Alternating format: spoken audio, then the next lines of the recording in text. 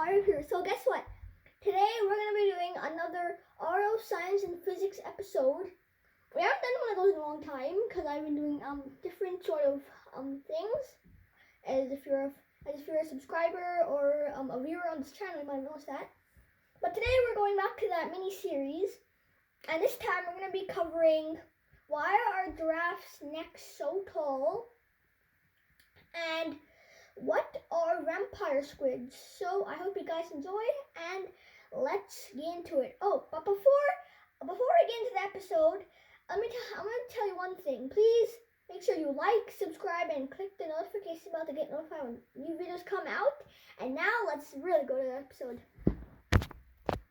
So today, as I said, we're going to be covering why are giraffe necks so tall and what are vampire squids. Some people just think, so we're going to start with like vampire squids because that's more unknown, because I don't think many of you have actually heard of vampire squids. They're very interesting case, okay? There's quite a few squids in the world, and I will name them, all of the ones that I know, okay? And there's also some octopi, and I think they're, and that's what you call them when there's more than one. But I'm going to be covering all of the squids that I know, and I will cover them in later episodes, but we're only going to be covering the vampire squid. I know the colossal squid, the giant squid, the long arm squid, I think it's called, the vampire squid, as I said, the Dumbo octopus. Is that a squid? I mean, it's technically like a squid because, like, but I don't know, it's an octopus, so I won't count it. And what else do I know? There's quite a lot that I know, but I don't remember anymore. Yeah, that's everything that I know.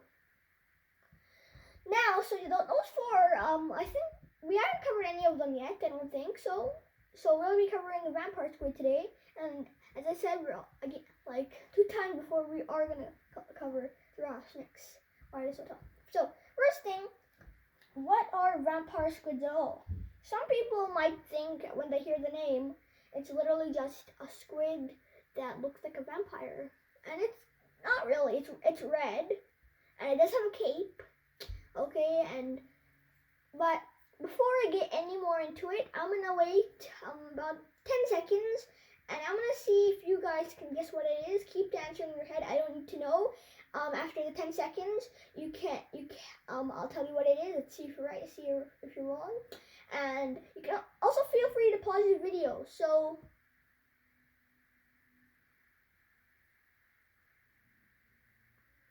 That's 10 seconds. If you got it, I'm about to tell you what they are basically. They're basically just small squids. If you know what a Dumbo octopus is, they're pretty much a maroon red version of them, dark red, I would say. They have a cape with spikes under them, and if they get scared, they'll either put that up or they'll squirt out green like slime. So if your answer was that or pretty close to that, good job. If it was wrong, still good job. Now, that's what they are. But the interesting thing is, like, they live so deep. So why would they even need that? Because some people would think there aren't that many predators because there's so little that we know about them down there. So, but that's exactly the reason they have that. There's so little that we know about down there that there's like the vampire squids might know so much more animals, and some of them might be their predators. And if that's the case, then why wouldn't they have them, right? And the green slime is actually so they squirt out green slime when they're scared. Okay, now think about that. Think about what octopi do when they are scared. You got it? They squirt ink. Okay, that's pretty obvious because lots of people know that. Okay, but they squirt ink, and the green slime is pretty much an alternative to that. Okay, because however octopi make their ink, I don't know how they do it, but maybe if the vampire squids do it a different way, and the way they do it instead makes it a green slime instead of slimy ink. So that's pretty much what a vampire squid is. If you like to know what they look like, you can search it up on Google because I do not have a printed picture of it. But how long? Before we continue, I'm gonna check how long we've been going because sometimes I like to run out of space. Okay, just checked. We have a good amount of time. So let me go down into why are giraffe necks so long. So the first thing that would come to mind would be why, like, they are just long. Why would you need to know? Well, so there is some interesting things about giraffes' necks being very long. Okay, and I'll tell you 3 reasons that I know of. Okay, or 4 reasons rather. It's more 4 reasons. Okay. Then after that, I'll give you some examples with the stuff I have to hand over there.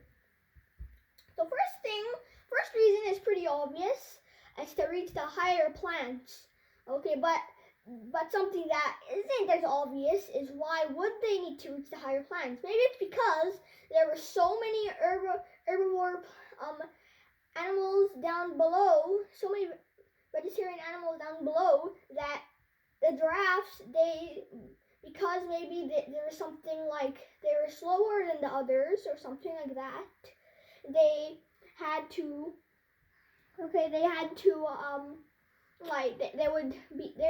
or some reason like they'd be there before they'd be there after all the others were there, so then they'd have so little food, and so then they evolved to have longer necks so they can eat the higher ones, so they wouldn't be hungry.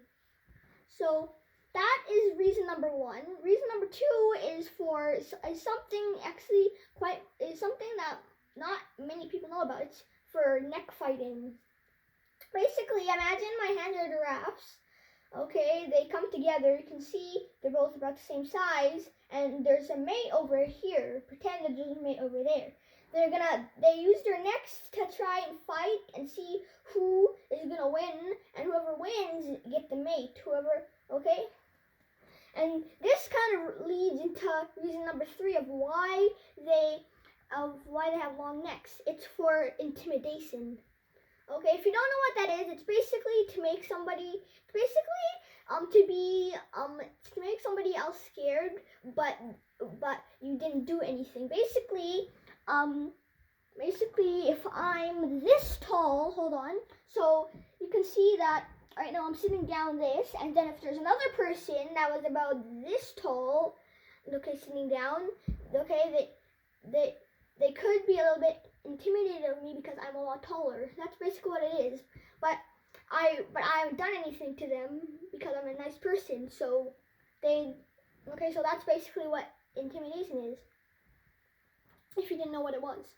Now, what that has to do with giraffe necks is that whoever's higher might intimidate the smaller giraffe, so the higher neck giraffe would get the mate.